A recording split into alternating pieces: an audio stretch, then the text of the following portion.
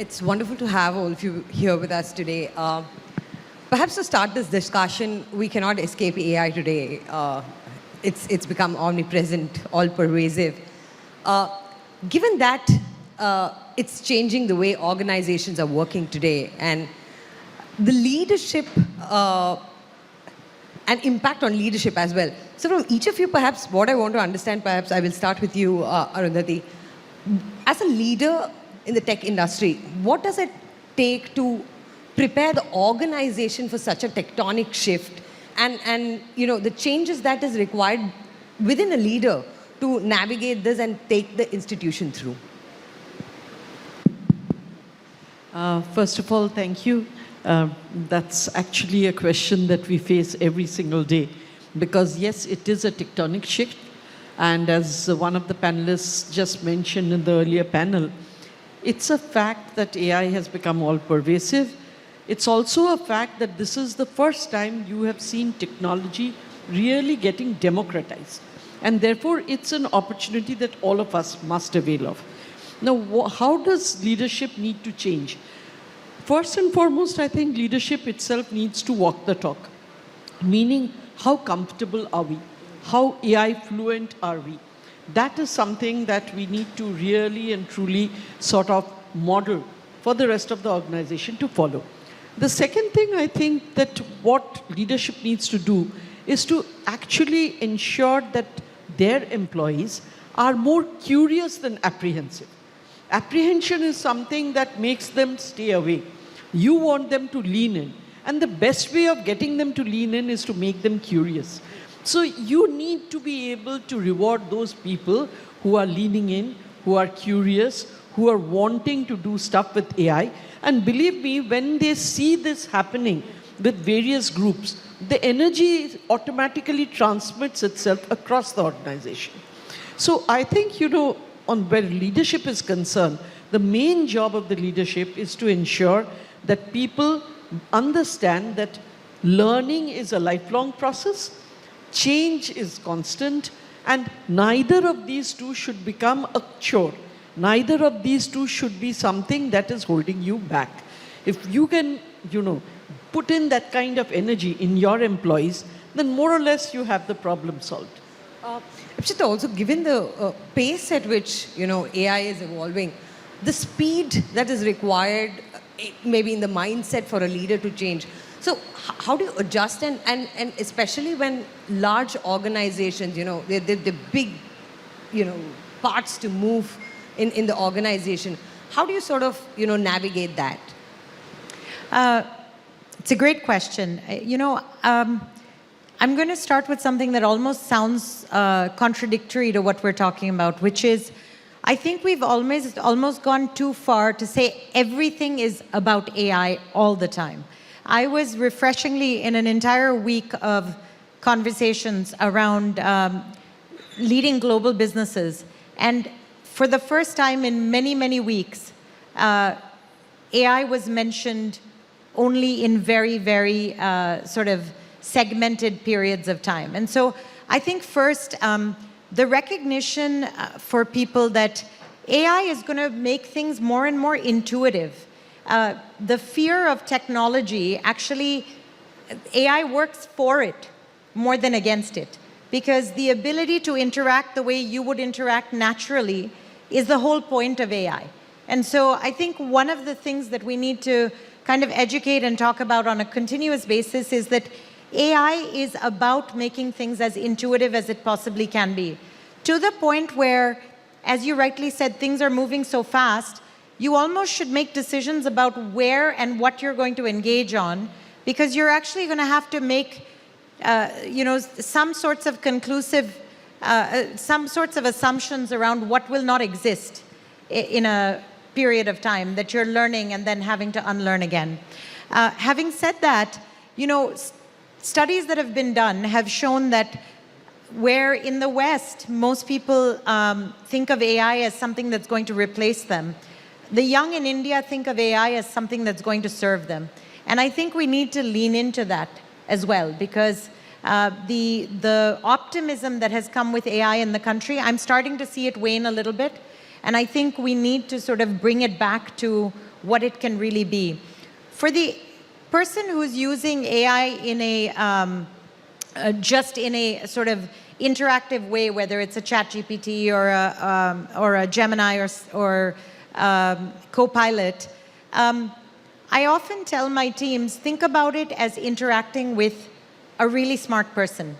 You still have to guide the person. You still have to do everything else that you need to do surrounding what that person is telling you. But how intelligently you're able to input or ask that person is going to drive what you get in return from them. Sure. Devina, in the fund management space, really interested to know how this has been a game changer, and especially in the investment theses or evolving your own assumptions. How has that changed the entire scenario? Well, actually, we started using artificial intelligence and machine learning before this whole LLM boom came. So AI in various forms has been around a long time. I mean, it was, if you remember, there was this DeepSeek computer of IBM that defeated the world chess champion at that time. So it goes back as far back as that. I think that was in the late 90s or early 2000s. And in fact, I started my PMS only once I had that system, what we call a human plus machine system.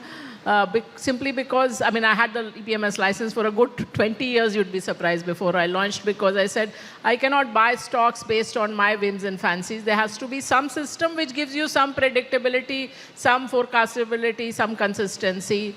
But human beings are also required. And in our case, in the case of fund management, there are now the power to compute is huge, and that actually brings a risk, because you can literally test thousands of factors. And when that happens, you will always find spurious correlations. So something that looks as if it can predict how the stock or the market will move, but that's a spurious correlation. So, I mean, there are like multiple sort of checks you have to do as a human being. So the best part is if you can marry your expertise into a system. People tell me that, do machine learning systems work? I said, if I ask you, is a financial model made in Excel good or bad? You will say, that's an absurd question. That's only a tool. What are you putting into it? And it's the same with machine learning also. So these are all tools, but you have to use them very sensibly. Otherwise, you can really get, I mean, what technically is called overfitting, but basically you go into the spurious correlation bit. That's only one thing. And also, there are many places where the human being is required, because without the human being, you don't know about the pandemic, you don't know about the geopolitics. So there are many things which get left out if it is a purely a pure model in a totally technology-first kind of way. So you need both arms of that. Sure. Arundhati, if you're just talking about the entire SaaS story, with relation to AI, a lot has been written about the death of SaaS, the same way people talk about the Indian IT services, all doomsday scenario. In your own sense, especially when it comes to a company like Salesforce, the kind of transformation that it takes to move to the next chapter of the way software does work. Some understanding and insights into what went into that entire change of probably navigating this and making a product relevant in the AI age. Yeah. So basically what you're trying to do, like Ipsita was saying, it's not as though everything has changed. There is a lot still which is the way it was earlier. What are we trying to do over here? Basically what we are trying to do is to infuse things with AI in order to improve the capability of that particular initiative or that particular solution. Okay, now in order to do this, first and foremost, you yourself need to be convinced that this is the right way to go. And the best way for us to do that is to get the teams themselves to start using the various solutions that we have to see how it is helping you. For instance, say I have a team of 3 people that does market intelligence. Now, market intelligence obviously means a lot of research, a lot of thinking. You have to also analyze. You have to put your own skills into it. Earlier, normally, if you'd ask them to produce a report, it would take them 3 to 4 hours. Today, because you have AI that does all of the research and brings everything together for you, you only have to add on your experience to it. The matter can be done in 30 minutes. So whereas earlier only very large accounts could be handled by these people, today they are not only covering all accounts in India, but because now our remit has also extended to ASEAN, it's covering all of my ASEAN accounts as well. So basically, again, what are we trying to say? We are trying to say that AI will give you added capability. It is not something that's going to, replace you. It's not something that's substituting you, but it's going to enable you to do things that you never could get done properly because it's adding to that capability of yours. So in a company like ours, once you are able to showcase to the employees that this is what AI brings and this is why you need to take it out to your customers and showcase it to them as to how it can make their lives easier, their lives richer. After that, actually, the transformation is not too difficult. Because then, as I said, get them curious. Once they become curious, they do their enablements, they do their learning, they actually start experimenting. All of that evolution, as we say, the upskilling, as we say, it happens once you get them off the anxious track and onto the curious track. But do you see an intensified competition, perhaps, in the SaaS space because of this? See, competition has definitely intensified because there are so many newer companies that are coming in. Not only that, if you look at OpenAI, if you look at Anthropic, all of them now are also getting into the space of actually implementing. Okay, which they were not earlier. Earlier, they were only creating the tools. Now they believe they can also go and implement. So it is a fact that competition has intensified. Does that mean that SaaS companies don't have a place? No, it does not. Because AI is still a tool. It still needs to be work in a context. It needs to actually get the intelligence out of the workflows. It still needs to have a UI UX. So if you look at the whole stack, it is still required. On its own, an LLM can never do anything which is contextual, especially in the case of an enterprise. Plus, in an enterprise, you need the kind of security and the kind of compliance, auditability, observability. These are things that only can be managed if you have the whole stack. And for that, again, the SaaS platform is still important for that. Sure. I would just like to add a bit to that, what Arundhati spoke about, that, if you look at, there was a study done by a host of researchers across US universities, the top universities, Northeastern, Harvard, etc. And what they found was, this is a paper called Agents of Chaos, that what happens if you let AI loose within enterprises. And they can do anything from obviously security breaches to wiping out databases and systems and lying. So they are worse than your worst employee because they will say, we have done so-and-so without doing that. And the level of major problems were, I think, 10 or 11. So it is, no CTO or CEO is going to hand over the keys, in a sense, to AI without the intermediation of a Devina, picking up from there, actually, interestingly, even if we are just looking at the IT services companies, right, though the AI annualized revenues are being spoken about and shown in their papers, but then you're not seeing that in the margins, and there's also AI deflation that is, finally companies are talking about it. Given that, how much of an incremental value do you see this bringing into companies in terms of their own valuation and having an impact on the stock price? If we are to say any of the Indian listed companies, are they going to get the AI premium even if they're adopting AI very aggressively? I think the first question, should any company have an AI premium? I mean, it is not just about India. So globally, this whole story has been sold that AI is the thing, and Indian stock market and Indian IT services companies are not. India doesn't have an innovation story, if you want to use consultant speak, or India doesn't have an AI story, and that's why Indian market is not doing well. But that's not the truth, because if you see, if you look at what were called the Magnificent Seven in the US, which is the 7 major tech stocks, Meta, Nvidia, Google, Apple, Amazon, Tesla, etc. That story had started unwinding in 2025 itself.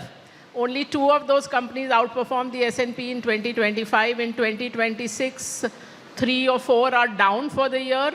NVIDIA now in terms of PE valuations is back to 2019 levels. So, I mean, people think the story is, investing is very easy, that you buy the 7 stocks, you know the names of, okay, now that story is over, let's move to semiconductors.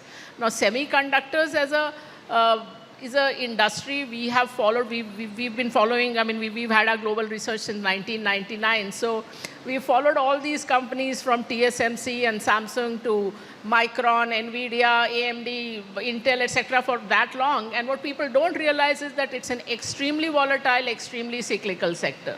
So again, these thumb rules of offering global products, doing just the obvious stuff doesn't work, because see, for one thing, semiconductor is extremely capital intensive, and you are supplying what are capital assets for someone else. So that's inherent volatility in that, because if you are selling, let us say, toothpaste or soap, if you are selling 500 million next year, it's not going to go to 100 million. It will be plus minus from that 500. But this, you start from zero every year. This year, the AI investment by the mega scalers is almost $1 trillion. I mean, there are estimates from 800 billion to $1 trillion. 2 years ago, these very same companies' total capital expenditure was $150 billion. So 2 years later, will they be spending so much? So the big question mark to my mind in this whole AI story is that it may be a transformational technology, but I can list out almost every transformational technology in human history, from railroads to automobiles, aviation, to internet, which has been a graveyard of companies, because you don't make return on capital on the amount of capital you put in. Interesting. I don't think Ipsita perhaps will agree with that, given on the hardware part of the story, Ipsita. The push of AI integration into the hardware layer, I mean, in terms of acceptance, want to understand from you, how's the market sort of perceiving, let's say, an AI-enabled, AI laptops, and the future of, AI integration into the hardware? Where do you see the story going? So the concept of the hardware is that it needs to be the platform on which whatever anybody needs to be able to do, they can do. And with the requirement for much, much higher processing power and computing power, you need your devices to match up to the kind of requirements around AI that companies are building up. So the hardware industry actually is in a good place, because it gets to be the platform, and when you're the platform, whatever anybody's doing on your platform is good for you. Our focus has been on driving this idea of having a hybrid model for India, because we need to think about inclusive AI. And we have taken the stance that we want to make sure AI is available for everyone in the country. And that means we're going to have to find cheaper ways to keep AI. With more sovereignty and more geopolitical issues around the world, the idea of keeping data secure and keeping data locally requires the ability to put what we call AI on the edge, which means on your own computing devices, have enough power to be a mini server just within yourself. We are doing things like powering labs in government schools that require those high computing capabilities, because otherwise, how do you teach a middle school or high school child in outside of our metros what AI can do for them, right? And eventually, Sure. we'll also be using that to customize learning for children. So high computing power is going to be really important. Sure. We are running short on time, so very quickly from each one of you, do you believe AI has the ability to, bridge the gender gap in terms of adoption, or, better gender parity when it comes to employment in India? On the gender gap, I think AI definitely will help. Again, because I go back to the first theme that I said, which is democratization of IT. It has never happened the way it is happening now.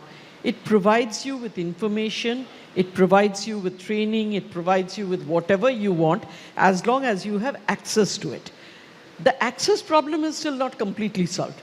Because if you're looking at, the high-end smartphones, etc., How many women have it, especially across the entire spectrum, meaning in the rural areas, etc., is still a question. But once that piece is solved, I think it will definitely help in closing down the gender gap. Ipsita, quickly. 10. Yeah, I think a couple of things. Gender inclusiveness is only going to be as good as the data AI gets access to, because AI functions on the data that's available. And for everything we do today, even the medicines we take, we are actually living with decisions made based largely on data on men and largely data based on Western men. So we need to be aware of this. And in inclusivity, we have to think about ways in which we bring data in. And for this, we have to think about things like digitizing stacks and stacks of paper that exist across tier 2, tier 3 cities and rural, because that gives us a lot more information, for example, on health. Health histories of people that are not the wealthiest people in the country, right? Sure. And the last thing I'd say is AI allows us to, will allow us to remove gender bias from things like hiring, from things like investing, if we use the systems correctly. So like everything in the world, if you use it for good, you will get good. If you use it for bad, you will get bad. Sure. Devina?